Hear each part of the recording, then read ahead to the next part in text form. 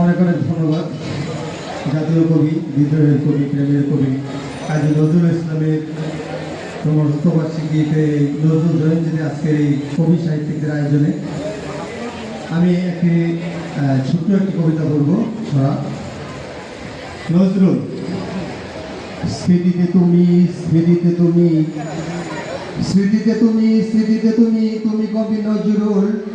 বিদ্রোহে জাগে স্বৈরাচার ভাগে, দিকে দিকে হলো স্থূল। তোমার লেখাতে সাহস দেখাতে মুক্তির কলরুল।